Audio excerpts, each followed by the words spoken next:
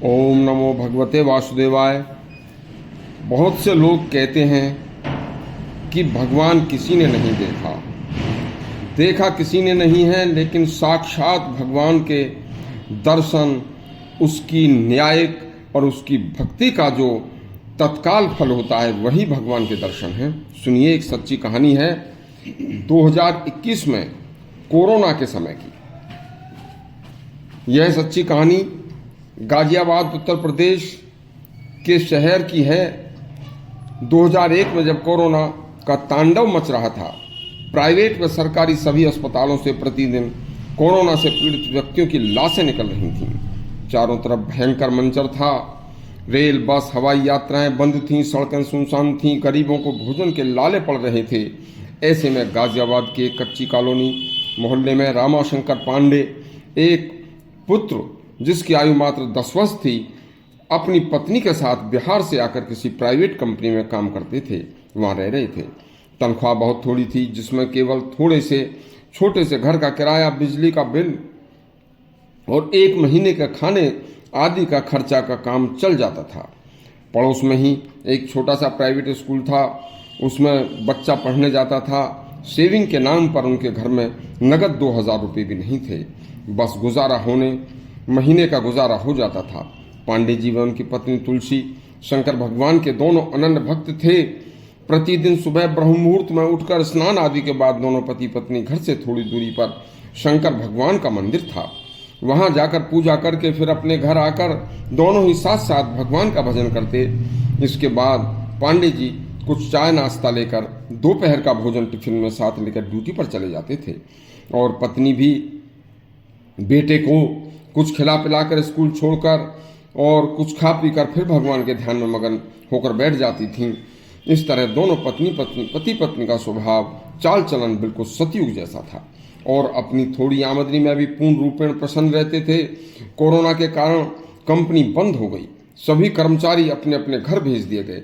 पांडे जी भी घर पर ही रह रहे थे। अचानक उनका इकलौता बेटा, उसको बुखार आ जाता है, तो पांडे जी उसे सरकारी अस्पताल में ले गए। वहाँ डॉक्टरों ने उसे कोरोना से पॉजिटिव बता दिया और भर्ती कर लिया। एक रात और एक दिन बीत गया, बच्चे को सुधार नहीं हुआ। अगली सुबह डॉक्टरों ने कुछ दवाइयाँ मेडिकल स्टोर से लाने के लिए लिख दी, तो जब वह पर्ची लेकर गए तो उनके पास मात्र 200 रुपये थे और दवाई 3000 रुपये की बताई थी। बिहार से कुछ माह पहले ही आकर रह रहे थे, कोई उनको 1 रुपया भी देने वाला नहीं था। बस पांडे जी इधर उधर को देखकर रोने लगे, और पत्नी के पास भी कोई चारा नहीं था। घर में भी कोई ऐसी चीज नहीं थी जिसे बेचकर पैसा मिल जाता। दोनों बाहर गेट के पास आकर बड़ी आर्त होकर रोने लगे। हे भगवान, अब क्या होगा? कोई सुनने वाला नहीं था। अस्पतालों के बाहर लोगों को रोते हुए देखकर लोग चुप निकल जाते थे, सोचते थे कि कोई इनके घर का मर गया होगा।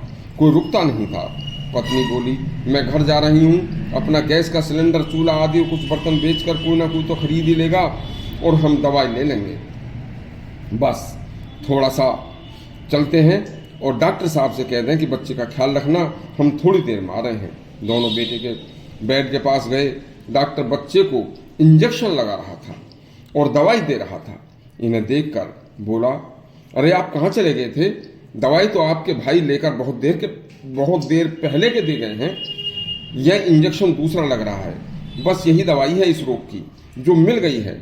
आपके 1000 रुपये और बच गए थे, वो 1000 रुपये हमें दे गए हैं। देखो, भगवान ने चाहा तो आज शाम को या कल सुबह को इसकी छुट्टी कर देंगे, और इसे अलग रखना। दवाई पूरे हफ्ते की आ गई है, इसे खिलाना, फ्रूट आदि दूध ही देना। बस पति पत्नी हैरान रह गए।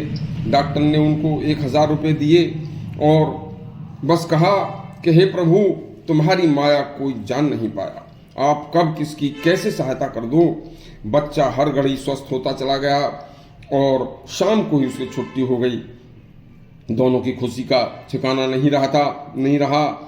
अजीबो गरीब, बस उनकी भक्ति की शक्ति आज भी उनके तत्काल फल देने वाली है, उनके काम आई। यह कहानी बिहार के ही व्यक्ति ने सुनाई थी, और जबकि उनके परिवार का वहाँ कोई भाई बहन गाजियाबाद में नहीं रहता था। यह एक भक्ति का चमत्कार था। यदि आपको हमारा प्रसंग अच्छा लगा हो तो हमारा चैनल सब्सक्राइब करें और घंटी दबाएं। धन्यवाद।